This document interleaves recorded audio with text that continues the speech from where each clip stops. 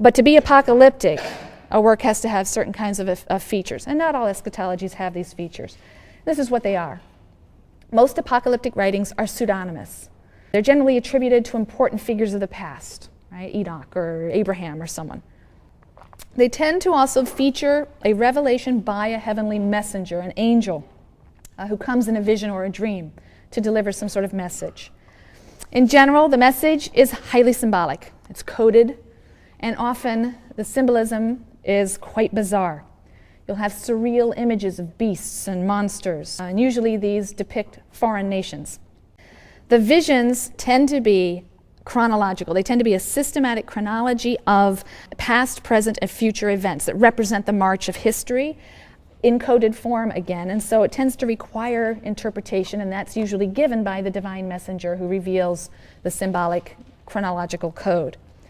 Fourthly, apocalypses tend to predict a series of catastrophes. These are signs of the coming of the end, right? That final point in the march of history that's being laid out.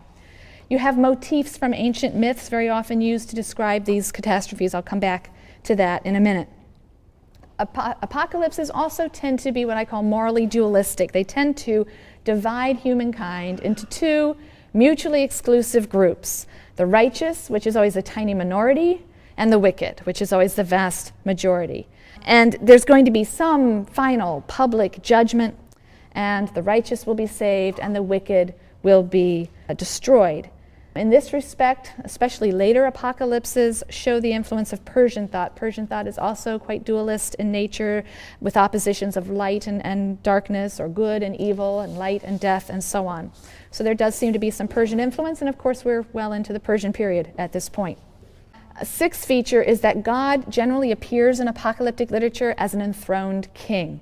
He brings all of history to a crashing end and demonstrates his sovereignty. He confounds the wicked. He does all of these things at the same time. You know, he confounds the wicked and establishes himself as a sovereign and enthroned king in control.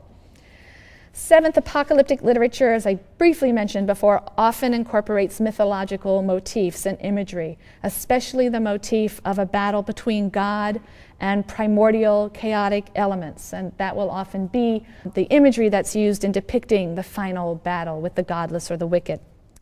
Apocalypses also generally depict a judgment of the individual dead, followed by everlasting life or punishment. So again, apocalypses develop quite substantially outside the writings of the Hebrew Bible.